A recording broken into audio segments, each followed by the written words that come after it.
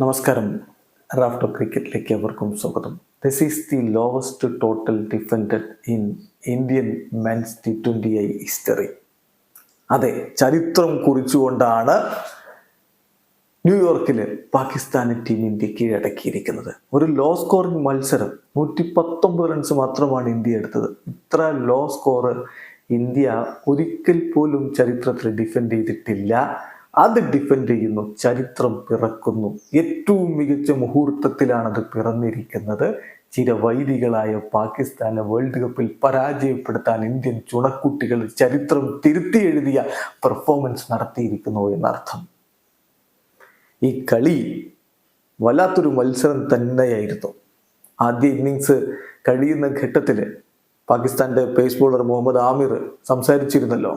അപ്പോൾ ആമിർ അവതാരകയോട് പറയുന്നുണ്ട്, തന്നോട് ചോദ്യം ചോദിച്ച ആളോട് പറയുന്നുണ്ട്, ഈ പിച്ചിൽ ഇത് നല്ല സ്കോറാണ്, ഇന്ത്യ എടുത്ത 119 നല്ല സ്കോറാണ് എന്ന് അദ്ദേഹം പറഞ്ഞിരുന്നു. പിച്ചിനെ കുറിച്ച് കൃത്യമായി മനസ്സിലാക്കിയിട്ട് ആമിർ പറഞ്ഞത് തന്നെ പിന്നെ സംഭവിച്ചു. ഇന്ത്യൻ നായകൻ രോഹിത് ശർമ്മ കളി കഴിഞ്ഞിട്ടൊരു കാര്യം പറയുന്നുണ്ട്. പാകിസ്ഥാന്റെ ഇന്നിങ്സിന്റെ മധ്യത്തിലെത്തിയ ഘട്ടത്തിൽ തങ്ങൾ പരസ്പരം പറഞ്ഞിരുന്നു, അതായത് ഇന്ത്യൻ താരങ്ങളോട് നായകനോ മറ്റുമൊക്കെ പറഞ്ഞിരുന്നു, നമ്മുടെ ബാറ്റിംഗ് കൊളാപ്സ്ഡ് ആവാമെങ്കിൽ അവരുടെ ബാറ്റിങ്ങും തകരും. യെസ്, ആ ആത്മവിശ്വാസം, അവരുടെ ബാറ്റിംഗ് തകരും എന്നുള്ള ആത്മവിശ്വാസം അതങ്ങ് തകർത്ത് കയ്യിൽ കൊടുത്തു. ആത്മവിശ്വാസം തകർത്തെന്നല്ല, അവരുടെ ബാറ്റിംഗ് അങ്ങ് തകർത്ത് കൊടുത്തു ഇന്ത്യൻ ചുണക്കുട്ടികൾ എന്നുള്ളതാണ് എടുത്തു പറയേണ്ടത്. നോക്കുക, 10 ഓവർ കഴിയുമ്പോൾ അവർക്ക് 2 വിക്കറ്റേ പോയുള്ളായിരുന്നു. 57 റൺസ്. റണ്ണേ ബോൾ കളിച്ചാൽ പോലും വിജയിക്കാം. 14ാമത്തെ ഓവറിലേക്ക് എത്തുമ്പോൾ 80 റൺസിന് 4 വിക്കറ്റ്. അവിടെ നിന്നാണ് പിന്നെ അവർ റണ്ണെടുക്കാൻ പറ്റാതെയാവുന്നത് എന്ന കാര്യം കൂടി നോക്കണം. ആ ഒരു ഘട്ടത്തിൽ ജസ്പ്രീത് ബുംറയുടെ ഒക്കെ ബൗളിംഗ് എടുത്ത് പറയേണ്ടതാണ്. ഫഖർ സമനെ പറഞ്ഞു വിട്ട ഹാർദിക് പാണ്ഡ്യ ടീം ഇന്ത്യക്ക് വലിയ ഒരു ബൂസ്റ്റാണ് കൊടുത്തത്. ഒരു പക്ഷേ പാകിസ്ഥാൻ ബാറ്റർമാരിൽ ഏറ്റവും അപകടകാരി അദ്ദേഹമായിരുന്നു. അതോടൊപ്പം തന്നെ എടുത്തു പറയേണ്ട കാര്യമാണ് റിസ്വാന്റെ സ്റ്റംപിളക്കിയ ജസ്പ്രീത് ബുംറയുടെ ബൗളിങ്. അതോടുകൂടി പാകിസ്ഥാന്റെ മൊമെന്റം പൂർണ്ണമായിട്ടും നഷ്ടപ്പെടുകയായിരുന്നു. ബുംറയെ നമ്മൾ എടുത്തു പറയണം. അദ്ദേഹമാണ് ഈ കളി ഇന്ത്യക്ക് വേണ്ടി ഏറ്റവും മികച്ച രൂപത്തിൽ ഡിഫെൻഡ് ചെയ്തെടുത്തത്.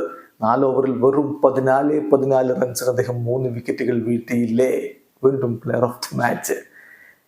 നമ്മൾ ഇന്നലെ പ്രിവ്യൂ പറയുമ്പോൾ പറഞ്ഞിരുന്നു, ഏറ്റവും മികച്ച ബൗളർ അത് ജസ്പ്രീത് ബുംറയാണ് എന്ന്. പാകിസ്ഥാൻ ഒരുപാട് പേസ് ബോളർമാരൊക്കെ ഉണ്ടോ, പക്ഷെ ഇന്ത്യക്ക് ഒറ്റയാൾ മതി തിരിച്ചു പണി കൊടുക്കാൻ. ബുംറയുടെ സാന്നിധ്യം, അദ്ദേഹം എടുത്ത വിക്കറ്റുകൾ കൂടി നോക്കണം. മുഹമ്മദ് റിസ്വാന്റെ വിക്കറ്റ്, ബാബർ അസമിന്റെ വിക്കറ്റ്, അതുപോലെ തന്നെ അദ്ദേഹം ഇഫ്തിഖർ അഹമ്മദിന്റെ വിക്കറ്റ്, പാകിസ്ഥാന്റെ ലോവർ ഓർഡറിൽ ആഞ്ഞടിക്കാൻ കെൽപ്പുള്ള ഇഫ്തിഖർ അഹമ്മദിന്റെ വിക്കറ്റ്. അങ്ങനെയാണ് അദ്ദേഹം ടീമിന് വേണ്ടി കളി തിരിച്ചു പിടിച്ചത്. ഹാർദിക് പാണ്ഡ്യക്കും കൈയടിക്കണം. യെസ്, എന്തെന്ത് വിമർശനങ്ങളും കൂവി വിളിക്കലുകളും ഒക്കെ കേട്ടതാണ് ആ മനുഷ്യൻ ഒരു മാസം മുമ്പ് വരെ. അവിടെ നിന്നാണ് ദേശീയ ടീമിന്റെ ജേഴ്സി അണിഞ്ഞുകൊണ്ട് ഈ കളി കളിക്കുന്നത്. 4 ഓവറിൽ 24 റൺസിന് അദ്ദേഹം 2 വിക്കറ്റ് എടുത്തു. ആ ഒരു പ്രകടനം ഫഖർ സമനെയും അതുപോലെ ഷദബ് ഖാനയും, അവരുടെ മിഡിൽ ഓർഡറിൽ അടിക്കാൻ കെൽപ്പുള്ള 2 പേരാണ്, 2 പേരെയും പറഞ്ഞയച്ചുകൊണ്ട് ഹാർദിക് പാണ്ഡ്യയും തൻ്റെതായിട്ടുള്ള പ്രകടനം നടത്തി. അപ്പം ഈ ഒരു ലോവസ്റ്റ് ടോട്ടൽ ഡിഫെൻഡ് ചെയ്തെടുത്ത് ഇന്ത്യ വിജയിച്ചു കയറുമ്പോൾ അതൊരു പുത്തൻ ചരിത്രമാണ്. ഇന്ത്യൻ ടീം T20യിൽ ഡിഫെൻഡ് ചെയ്യുന്ന ഏറ്റവും ലോവസ്റ്റ് ടോട്ടൽ. വീഡിയോ അവസാനിക്കുന്ന ക്രിക്കറ്റ് ലോകത്തെ കൂടുതൽ വിശേഷങ്ങളുമായി റാഫ്റ്റോക്സ് എത്താം.